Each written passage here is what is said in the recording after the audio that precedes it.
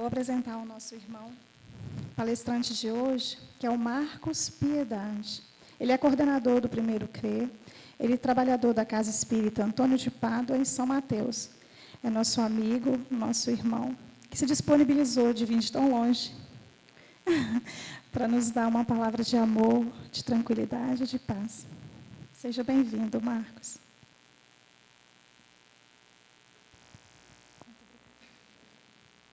Bom dia.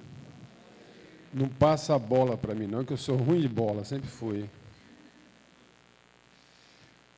Gente, eu trago do Norte um abraço fraterno a todos, agradecendo já antecipadamente o convite.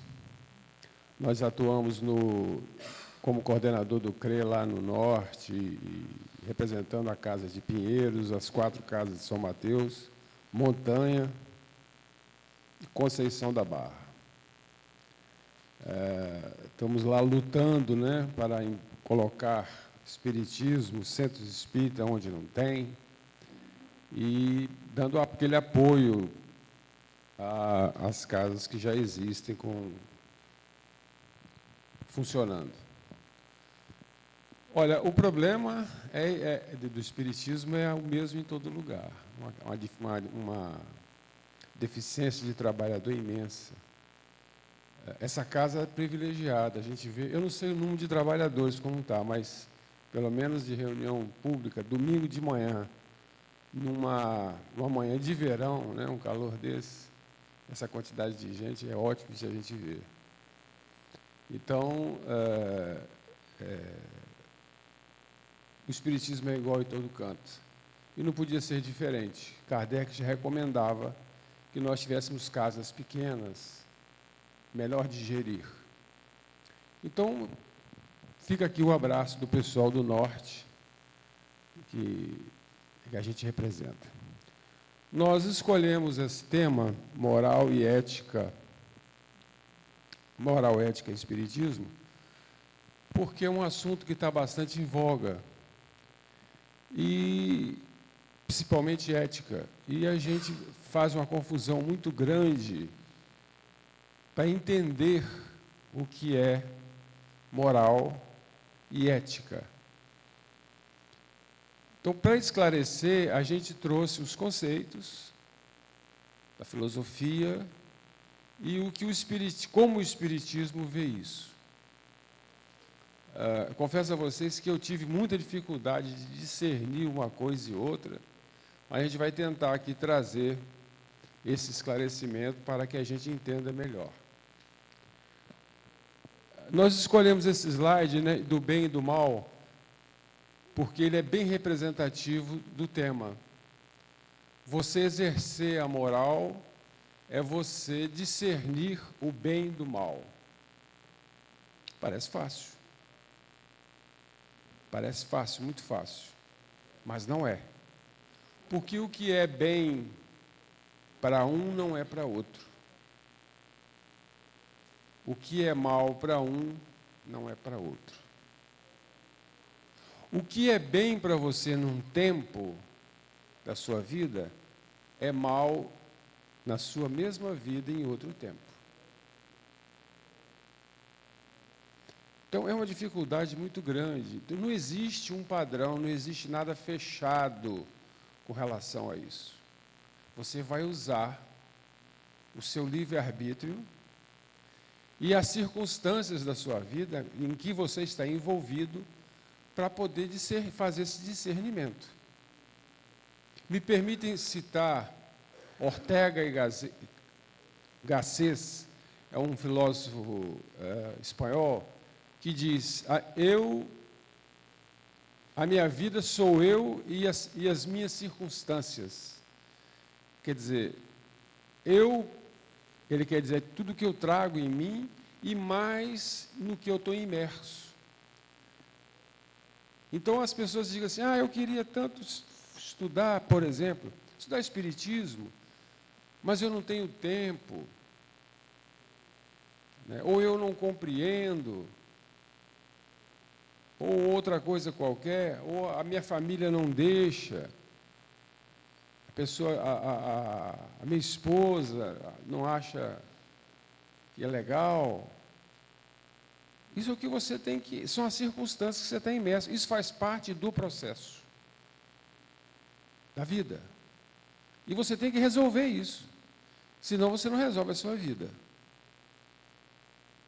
Diante disso é que você vai ter como discernir o que é bom e o que é ruim para você. Então dá para se perceber claramente que cada um tem uma posição, que cada um está imerso em um universo de circunstâncias distintas. Falando no linguajar bem simples, é a mesma coisa que dizer: todo mundo me critica, mas ninguém quer ser eu. Ninguém sabe as circunstâncias que eu... Ou quando sabem, não querem, mas criticam. Cada um está imerso nas circunstâncias. O que é muito fácil para uma pessoa, é muito difícil para outra. Quando você já sabe, já passou por aquela experiência, você já tem mais ou menos como sair daquela dificuldade, daquela circunstância. Mas quando você não tem aquela experiência, fica mais difícil. Por isso que nós temos que passar por todo tipo de experiência. O Espiritismo, os Espíritos são claros em dizer isso. Quanto mais experiência você passar, mais você vai aprender, errando ou não. Errando ou acertando. Porque se você erra hoje, você pode errar amanhã, mas uma hora você vai acertar. Porque você vai pegar aquele erro e usar como experiência. Então, a nossa vida é feita assim, de erros, de tropeços. E a gente faz tudo para não errar. Eu, por exemplo, tenho o grave defeito de vacilar na hora de tomar uma decisão, para não errar. Eu estou trabalhando isso em mim há muitos anos. Paulo de Tarso diz, para que nós não sejamos mornos, ou quer dizer, que a gente não fique em cima do muro, que se você pender para o lado errado, você pelo menos pendeu para algum lado, você fez. E você apanhou a experiência do erro. Aliás, com o erro. O problema é ficar como eu em cima do muro. Que você não pede, você nem acerta e nem erra. Quando você erra, você aprende. Olha, não é, essa é uma maneira que não vai funcionar. Pelo menos nas circunstâncias em que eu estou hoje. Então, é fazer. É fazer. É agir. É não deixar para depois. É não esperar que caia do céu. Teoria é fácil, mas quando você vai enfrentar, a gente tem vergonha, a gente tem orgulho. Eu ficava muito, ainda fico até hoje um pouco nervoso na hora de falar, né? Quando me chamam para falar, para expor algum tema. E eu comentava com um colega uma vez. Ele dizia, você fica nervoso porque você é orgulhoso. Vai lá e fala o que você sabe.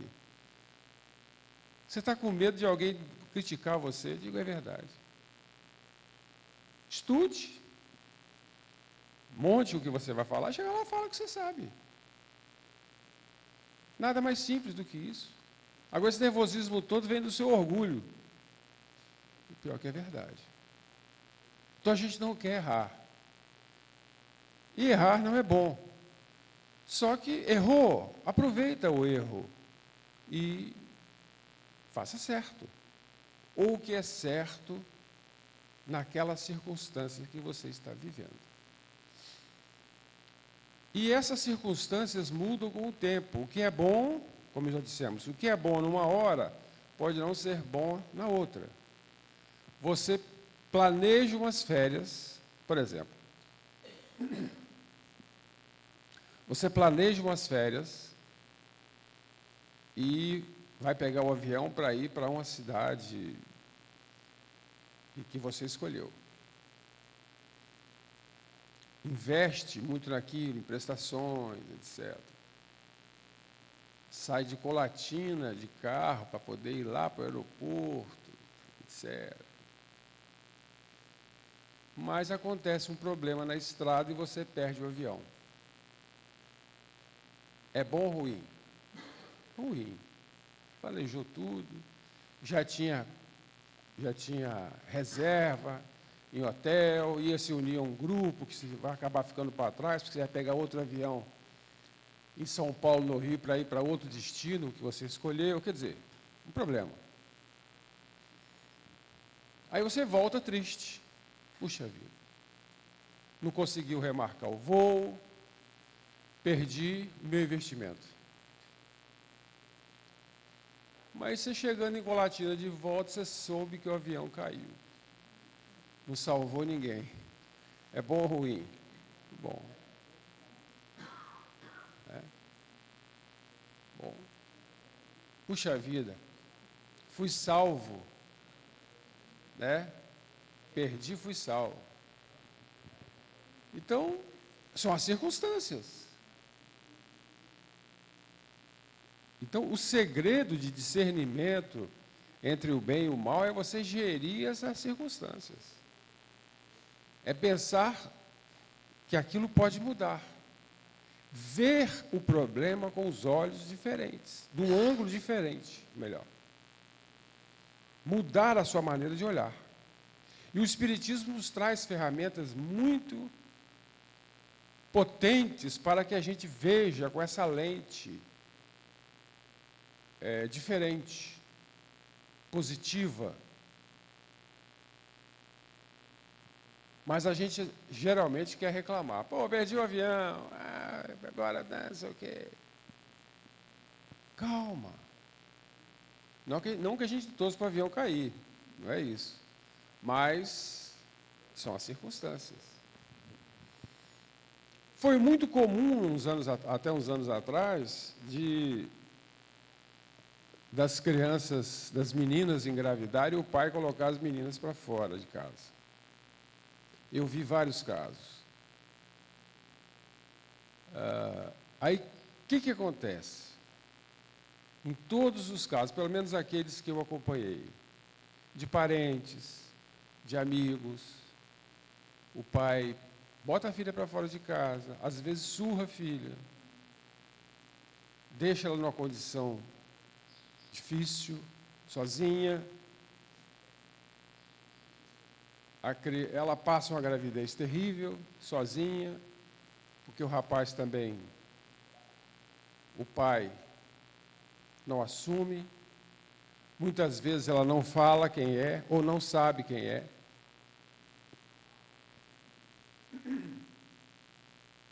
Passa o tempo, ela vai para a casa da avó, da tia, para qualquer lugar, a criança nasce. Aí as dificuldades aumentam. E o pai, geralmente a mãe, vai convencendo ao pai de que ele estava errado, que tem que acolher a filha. Porque, na verdade, quem manda na casa, quem manda no mundo é a mulher. O sujeito fala, faz essas estardalhaças todas, mas no fundo, aquela conversinha que ela tem, aquela coisa. O mundo é das mulheres.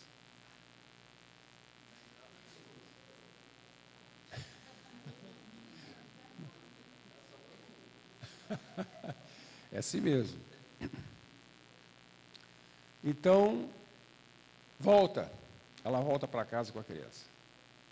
E aquela criança é a alegria da casa. Aí ele nem fala no que ele fez de vergonha. Porque se falar em encostar naquela criança, ele vira um leão. Aí acaba até estragando, né? Que compra tudo, deixa tudo, aquele vovô babão, etc. A gente tem visto muito isso. São as circunstâncias. O que é ruim, péssimo, que faz um pai colocar uma filha para fora, deixar a filha na situação dessa, de repente muda. E ele acaba ficando feliz com aquilo, com aquela situação. Então, o que é bom e o que é ruim? Depende das circunstâncias. O que gere isso é a moral. A moral é o que nos dá, vamos ler aqui, a moral é um conjunto de normas, princípios, preceitos, costumes, valores norteados no comportamento do indivíduo no seu grupo social. A moral é normativa. A moral é a norma ditada pela sociedade que traz para você o que você vai fazer, o que você deve fazer, ou o que é bom que você faça. Então, em um determinado tempo, ela age de uma maneira, ela indica uma maneira, e em outro tempo ela indica outra completamente diferente. Então, a moral é da cultura. Então, ela é diferente em cada área geográfica, ou de família para família. E isso tem sido tão diferenciado que a expressão dar lição de moral virou pejorativo. É o que você fala e o que você não faz. Essa é a moral. O que é certo numa região ou numa cultura é completamente errado na outra. Na China, quando o casal só pode ter um filho. Agora acho que mudou para 2, se não me engano. Mas só pode ter um filho. Por quê? Superpopulação. Primeiro filho nascia uma criança, uma menina, eles colocavam fora, largavam na rua. Ou na estrada. Porque queria ter um filho homem. Por quê? Porque tradicionalmente, lá, o filho homem é que toma conta do velho e da velha, do casal. É que tem obrigação com os pais, a filha não. Então, olha só, ele coloca fora uma filha, abandona na estrada, por egoísmo, porque ele está pensando na aposentadoria dele, na velhice dele. Geralmente são trabalhadores do campo. Então, mas isso lá é normal, não é imoral. A própria filha. Aqui não. Graças a Deus, né? Aqui não. Então é conforme a região, conforme a cultura. E as leis do país, as leis civis, estão conforme essa moral. E a ética? A ética é a teoria. A ética é o estudo da moral. Ela critica a moral. Busca explicar, compreender, justificar e criticar a moral ou as morais de uma sociedade. A ética é filosófica e científica. Então, a ética, ela critica a moral. Estuda a moral. Portanto, tende a alterar a moral. Depois nós vamos ver um quadro onde há essa diferenciação. Dilema ético. O comportamento ético é aquele que é considerado bom e sobre a bondade. Os antigos diziam, o que é bom para a leoa não pode ser bom para a gazela. E o que é bom para a gazela, fatalmente não será bom para a leoa. Isso é um conto africano, que diz o seguinte: toda manhã na África, a gazela acorda. Ela sabe que precisa correr mais rápido do que o leão, que os leões, para sobreviver. Toda manhã um leão acorda. Ele sabe que precisa correr mais rápido que a mais lenta das gazelas, senão morrerá de fome. Então, é um dilema. São as circunstâncias.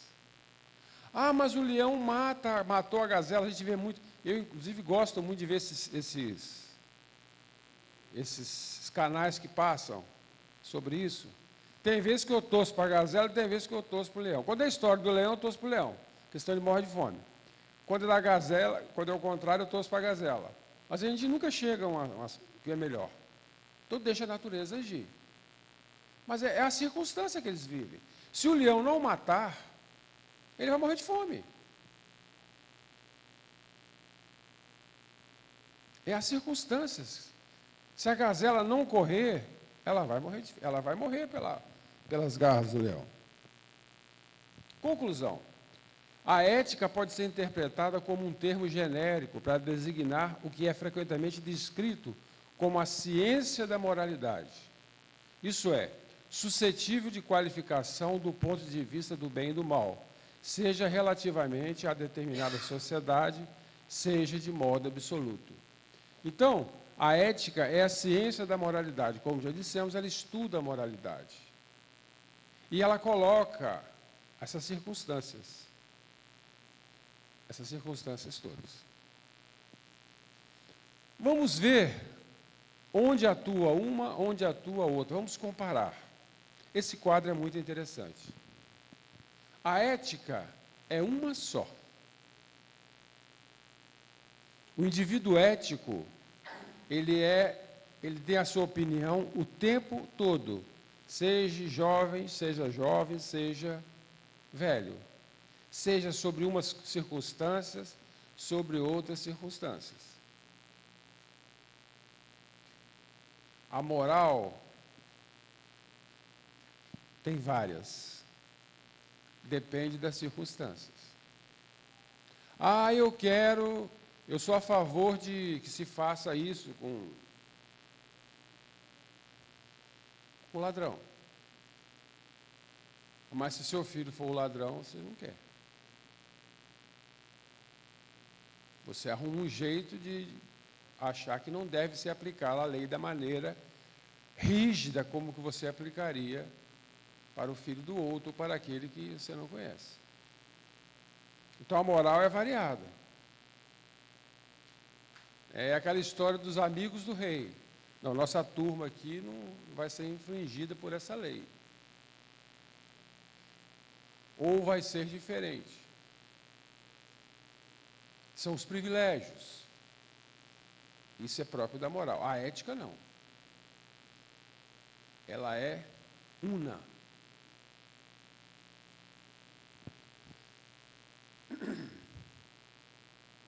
Quando Sócrates foi preso,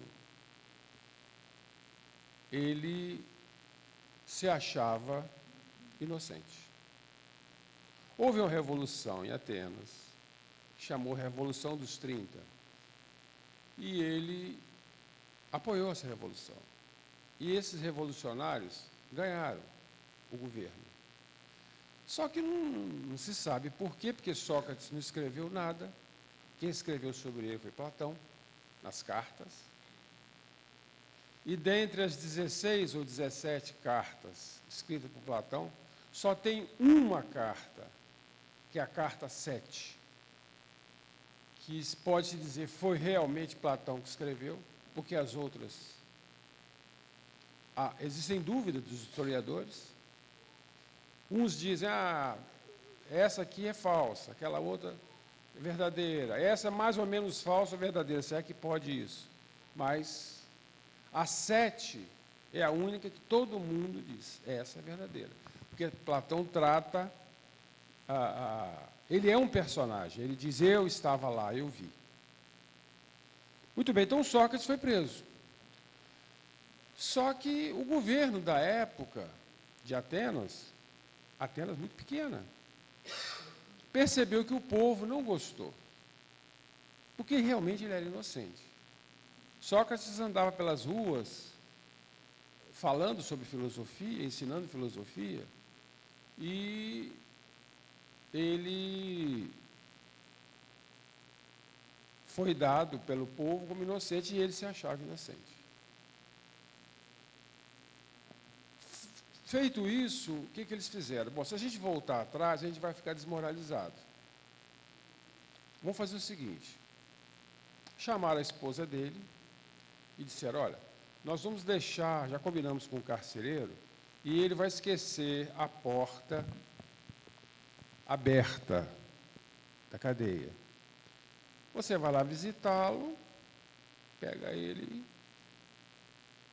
como se diz hoje em dia, da linha. Estava ela e um discípulo, que agora não me lembro o nome. Aí ela foi, ficou toda satisfeita. Chegou lá e falou com ele, olha, aconteceu assim assado e nós vamos fugir.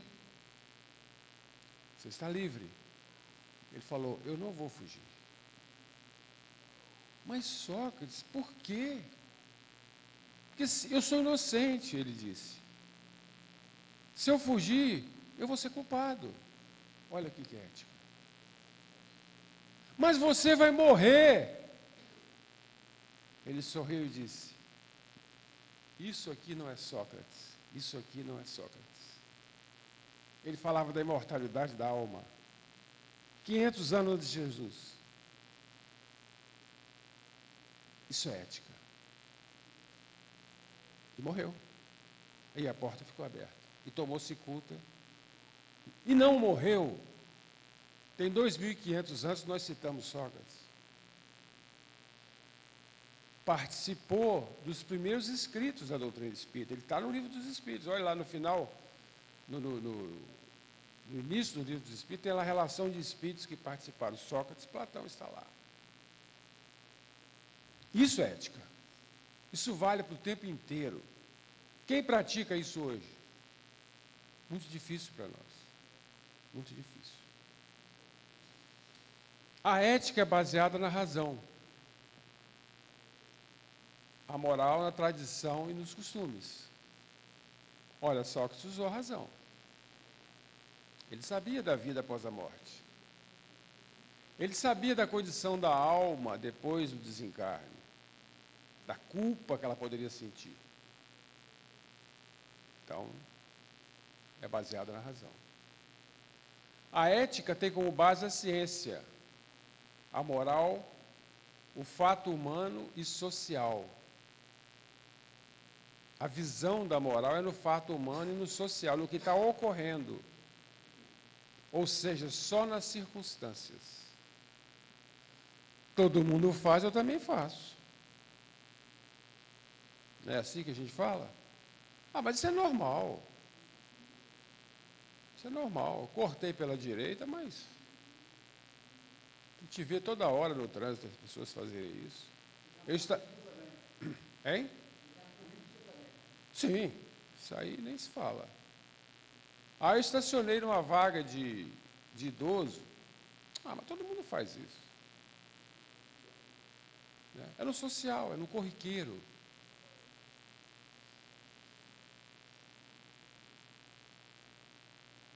A ética nos diz como fazer.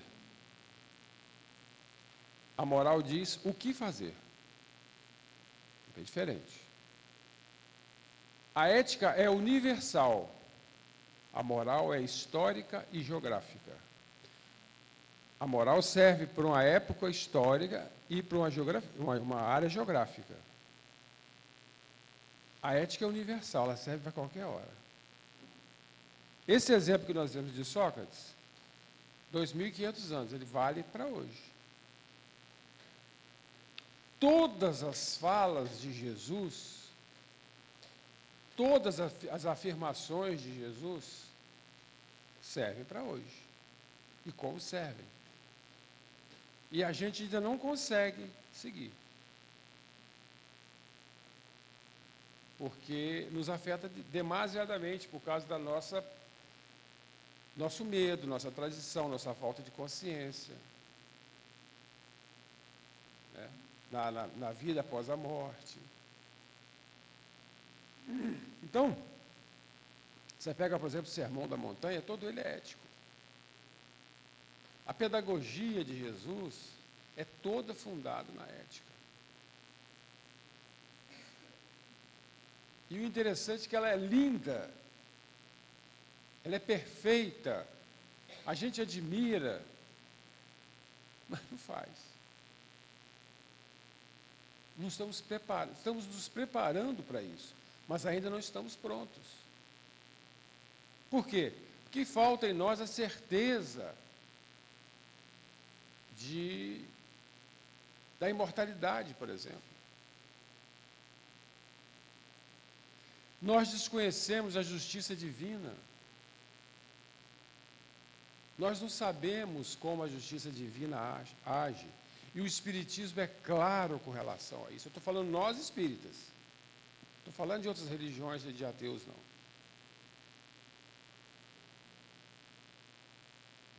Eu estive conversando com uma amiga minha, muito amiga, e ela dava aula de evangelização num grupo em Vitória. E ela é médium. E ela tem percepção do que ela foi no passado. E, segundo ela, o passado dela foi bem difícil. Ela errou muito. Como todos nós. Por quê? Porque eram outras circunstâncias. Então, ela aplicou na sala de aula de evangelização um exercício.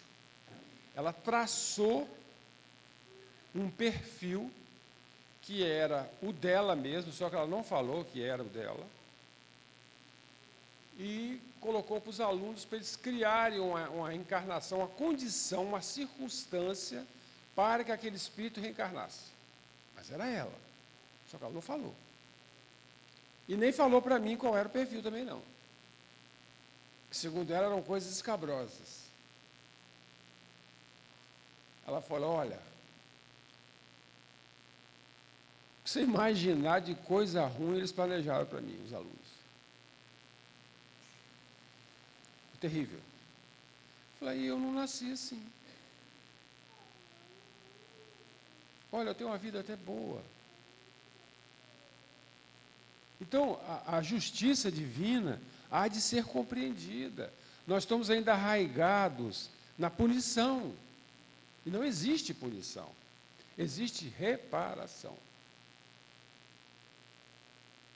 A culpa, o sentimento de culpa, acaba com a gente. Nós não devemos ter culpa. Errei. Levanta, sacode a poeira e dá a volta por cima, como diz o samba. Faça as coisas certas. O problema é saber quais são as coisas certas, né? Aprende com os erros. Ó. Muito bom. Errar é bom?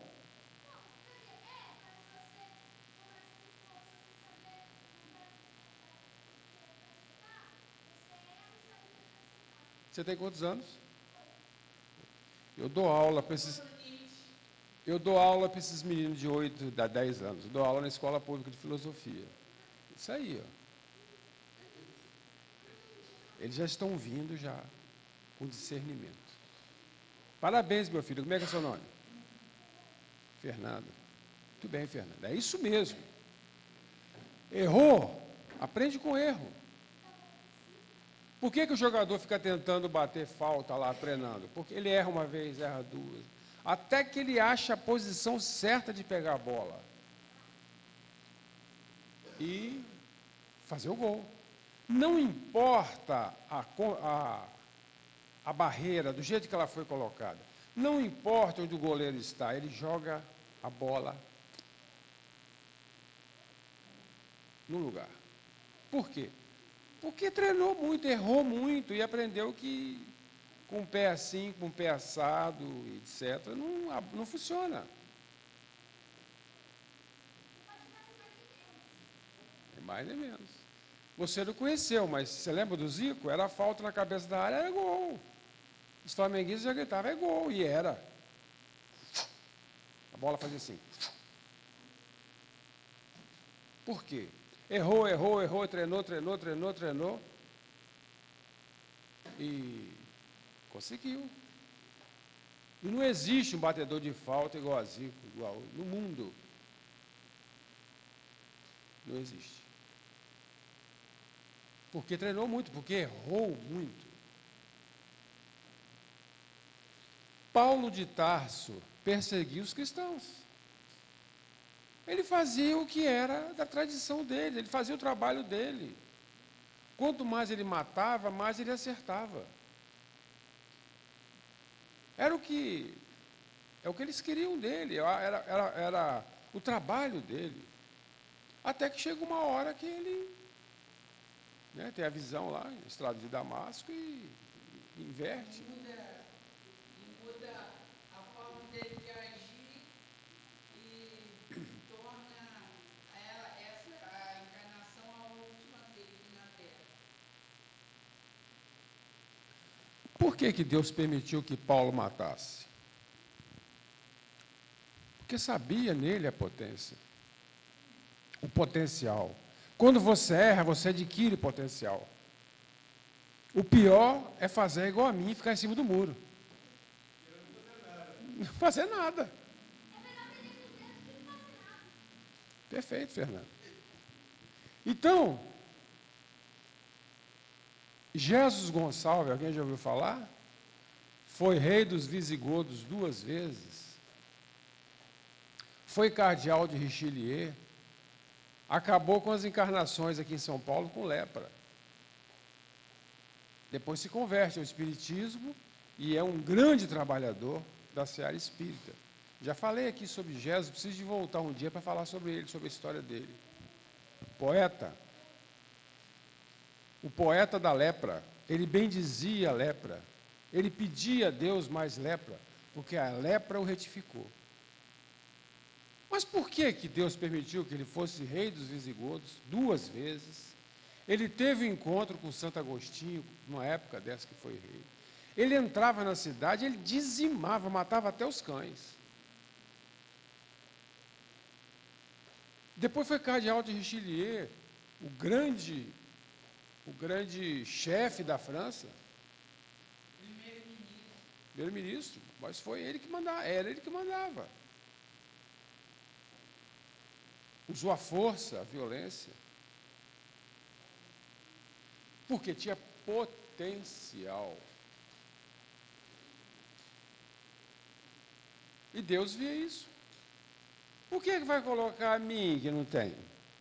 Bota a mim para governar para você ver o que vai sair. Não vai dar em nada. Eu não tenho potencial para isso. Talvez até tenha. Então, o erro não é tão ruim assim.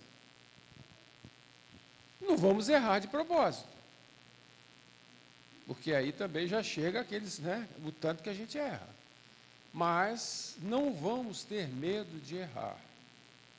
Vamos pensar, vamos nos equilibrar, vamos evitar, vamos fazer tudo para acertar. Não acertando, não tem problema.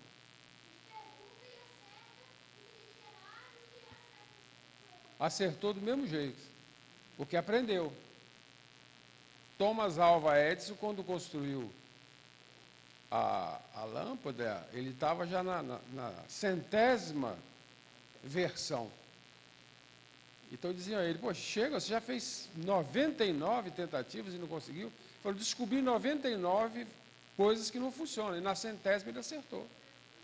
Olha como é que o nosso mundo melhorou depois disso. Então é por aí. Voltando aqui. Exemplo, fazer ao outro o que gostaria que o outro lhe fizesse. Exemplo de ética. Exemplo de moral, não matar.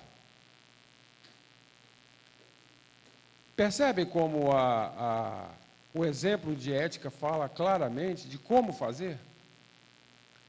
E a moral fala o que fazer? Não matar é uma coisa. Mas quando você pega fazer ao outro o que gostaria que o outro lhe fizesse, você pega tudo. Não matar, não fazer sofrer, não abandonar. É ético. É ético. Então, essa é a grande diferença. E nós temos uma carência muito grande de ética. Muito grande. Fundamentos da ética espírita. Bom, agora chegamos na ética espírita. O que é a ética espírita? É a ética evangélica, é a ética do Evangelho, é a ética de Jesus. Porque o Espiritismo nada mais é que a interpretação de Jesus, do que Jesus disse. É baseado em 4 pontos: crítica espírita do juízo, o equilíbrio, a alteridade e a felicidade. Crítica espírita do juízo. O Espiritismo estabelece um duplo critério para esta análise. O primeiro é da intenção expressa nas perguntas: qual o objetivo do ato? A que ele visa? Qual o fim último? Em suma, que intenção teve o agente com aquela ação? Então, é um duplo critério. O primeiro é esse. Que intenção teve o agente com aquela ação? Qual foi a intenção? Isso é muito importante. Que muitas vezes o indivíduo errou, mas ele não tinha intenção de errar. Aí que entra, viu, Fernando? O bom do erro. Você errar sem intenção de errar. Você sabe que você achou que era certo, mas foram as circunstâncias que te levaram àquela hora. Então, na hora do julgamento, que esse julgamento não é feito num tribunal, é feito por você mesmo, você vai dizer: não, eu só quis acertar. O pai que botou a filha fora de casa, depois pensa: eu cumpri uma exigência social, eu fui fraco, mas errei. Olha que criança linda, olha que felicidade essa criança traz para nós. Talvez vai cuidar dele na velhice. O que valeu foi a intenção. Ele foi cruel? Foi. Paulo foi cruel a exterminar cristão? Foi. Mas a intenção dele era das melhores, quando é sincera. Essa é a primeira. Por crítica do juízo, entende-se o modo pelo qual se pode aliviar os atos humanos em função dos conceitos éticos, sendo absolutamente necessário, uma vez que a moral só se completa na ação humana frente aos problemas da existência, principalmente daqueles originados das relações entre espíritos encarnados ou não. Então, é aquilo que nós já falamos, né? Esse conflito é gerado pelas relações entre nós. No caso da gente espírita, a gente ainda tem as relações entre... Quer dizer, todos nós temos, mas a gente espírita tem consciência que nós temos relações com desencarnados. Também. É tanto que nós podemos provocar um processo obsessivo em cima de um desencarnado. É aquela história clássica da mãe que obsedia um filho que já desencarnou, porque não mexe no quarto dele, porque fica chamando por ele, porque chora por ele todo dia. O pobrezinho do lado de lá sofre aquilo tudo. Então, há essa relação. E de lá para cá também. É a obsessão clássica que a gente conhece. É o espírito obsidiando o encarnado. O espírito desencarnado pode obsidiar um espírito desencarnado? Pode, acontece muito. Um encarnado pode obsidiar outro encarnado? Pode, acontece muito. Então, existem todas essas relações. Mas, como bem afirma a sabedoria popular, não bastam boas intenções para que um ato seja considerado moralmente adequado. Isso porque, apesar de bem intencionada, uma ação pode promover um resultado diverso daquele que pretendia. A doutrina espírita propõe, então, um segundo critério, o da utilidade, ou seja, qual o resultado do ato? A quem ele ajuda ou prejudica? O que eu vou fazer é útil? Essa é a pergunta. Vai ser útil para alguém? Se não vai, é igual uma conversa que você vai ter. Ela vai ser útil? Não, então para por aí. Na hora de você se julgar, foi útil o que eu quis fazer? Muitas vezes a gente se mete em confusões de fora do nosso país, né? Está possível terceira guerra mundial, fica aí discutindo. Não vai mudar em nada, não tem utilidade para nós aqui. Lógico que é uma preocupação do mundial, mas tem tanta coisa na frente disso, tanta preocupação para nós. Né? Então, vamos ver se aquilo é útil.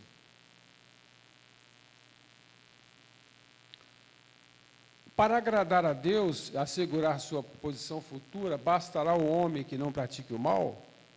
Não. Cumpre fazer o bem no limite de suas forças. Portanto, responderá por todo o mal que haja resultado de não haver praticado o bem. Isso está no Livro dos Espíritos, pergunta 642. É assim que age o indivíduo ético. E a maioria de nós está preocupada em não fazer o mal. Nós temos que nos preocupar em fazer o bem. Porque quem não faz o bem faz o mal. Se omite. Foi o que nós acabamos de falar, Fernando. Vale a intenção. É? Isso aí. O equilíbrio é o outro fundamento. Um segundo fundamento é o equilíbrio, entendido classicamente como equidistância dos extremos. O excesso, seja pela ausência ou pela abundância, em qualquer aspecto da vida moral, leva à necessidade de desvio ético. A lei natural traça ao homem o limite das suas necessidades. Se ele ultrapassa esse limite, é punido pelo sofrimento. Se atendesse sempre à voz que lhe diz basta, evitaria a maior parte dos males, cuja culpa lança a natureza. O nosso problema é que nós não temos equilíbrio. Quando a gente fica feliz demais. Quando a gente fica triste demais. Vamos nos equilibrar. Ganhou a seleção brasileira, enche a cara, pega o carro, bate o carro, mata uma pessoa. Estava alegre demais, se descontrolou. Morreu não sei o quê, eu quero ir junto. Down demais. Equilíbrio. Até no amar os nossos entes queridos. Tem equilíbrio. Que você pode ter uma decepção. Tenha equilíbrio, sempre. Isso é filosofia, a base da filosofia de Buda. Equilíbrio. A felicidade reside nisso. Por isso que esse caminho que nós percorremos, que é a felicidade, ele só é positivo, ele só funciona quando você tem equilíbrio. Ficou triste? Tudo bem, não há problema nenhum. Mas se equilibra, não fique tão triste. Olha para o lado. Fique triste um sábado e um domingo só. Segunda-feira é outro dia, começou a semana. Por isso que a gente marca, né? A virada de ano, essas coisas, para se refazer, se rever. Passou, acabou, vai ficar para lá, depois eu resolvo, ou vou resolver logo. Mas não fica amarrado naquilo. É alegre, ganhou o campeonato, muito bem, tá, calma.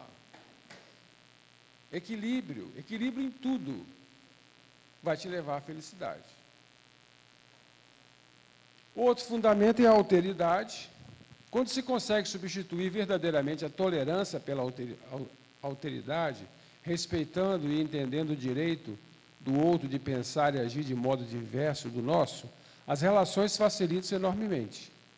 Essa é a verdadeira caridade, aquilo que os antigos gregos chamavam de ágape, o amor pelo outro. Então, é alteridade, é você amar ao outro, não importa o que o outro está fazendo. Não é somente tolerar. Tolerar é sem amor. Com alteridade é com amor. É você se colocar no lugar do outro. É aquilo que a mãe faz com o filho. O filho pegou 150, 200 anos de cadeia, mas ela está lá passando a mão na cabeça dele e chama ele de meu menino. O cara é perigoso até onde não pode mais. Mas ela está ali. Ela não cede nunca. É amor. Isso é amor. é não julgar. Ela não tolera, que não, a gente às vezes tolera, né? Tem um amigo assim assado, eu tolero, daqui a pouco eu estou longe dele, tal, tal. Diferente. É amar sob qualquer condição. E a felicidade. Finalmente, o último fundamento da ética espírita é a felicidade, ou seja, o entendimento de que o aprendizado só se dá na medida em que ele é acompanhado pela alegria, e que o conjunto de felicidade e aprendizado é o único que leva à evolução. Veja bem, evolução não é salvação.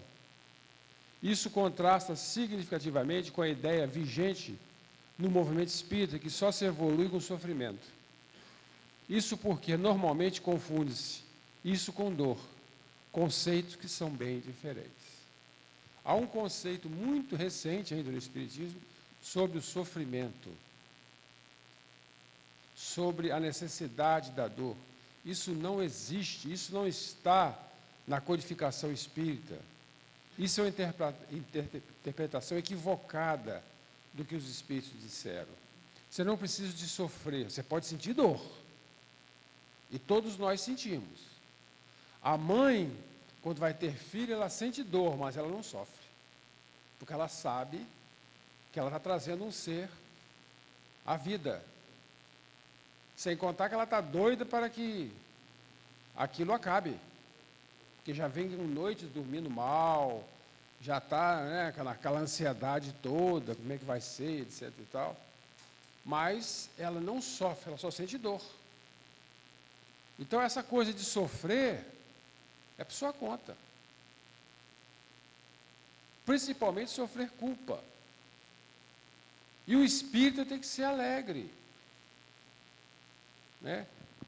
Porque lá fora, eu, por exemplo, gosto muito de samba. Gosto muito de choro, gosto muito de forró. Inclusive, se o mundo acabar, eu vou para Itaúnas, porque lá é outro mundo.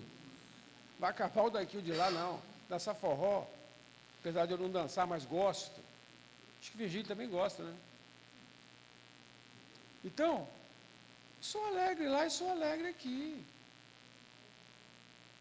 Por que as pessoas entram no centro espírita? Não é falta de respeito, não pode ser alegre, deve ser alegre. A alegria é ferramenta muito boa para você, indicada para que você atinja a felicidade, para que você seja feliz.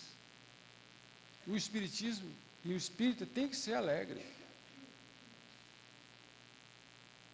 Deve ser alegre. Como atingir a evolução sendo triste, carrancudo, fechado? Como eram nossos irmãos espíritas até pouco tempo, a gente via muito isso. Então, nosso céu vai ser alegre. Nosso céu vai ser alegre. No meu céu, por exemplo, vai ter chorinho, porque eu gosto de choro. Quando eu estou escutando um choro, principalmente ao vivo, ou tocando junto com alguém no choro, eu me sinto no céu. E o meu céu vai ter que ter choro, senão não vai ser meu céu. Porque cada um tem o seu. Ou jazz. Ou blues. Então o outro gosta de outra coisa. Entende? Aquele céu cheio de sem graça.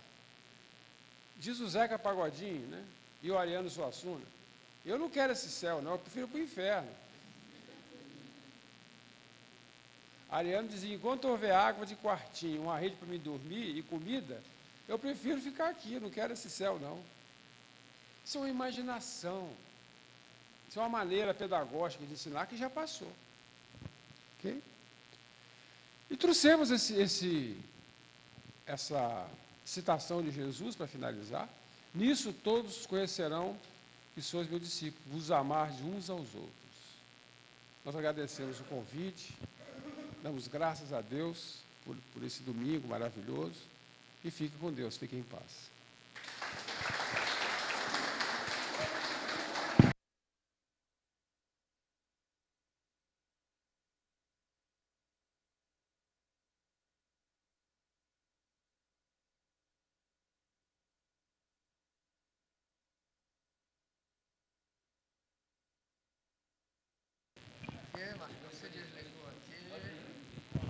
Esse é o Marcão.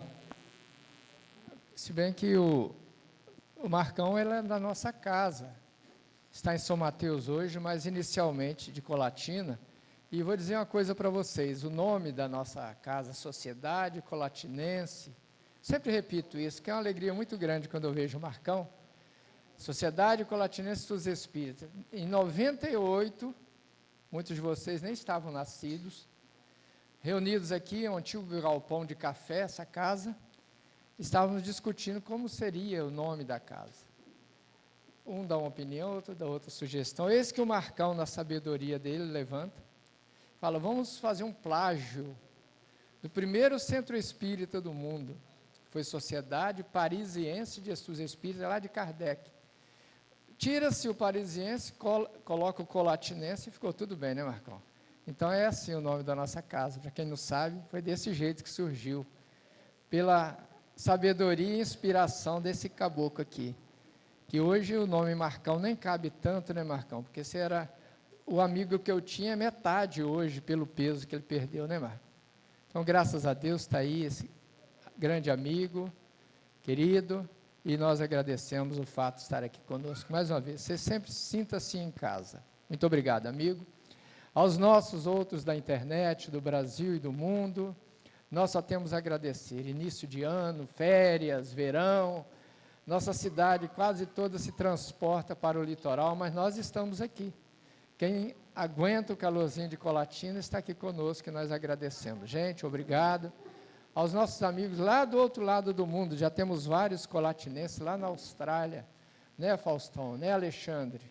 Um abraço para vocês, aos nossos amigos de Portugal, do Brasil, temos a nossa amiga aqui hoje de Piracicaba, que é colatinense.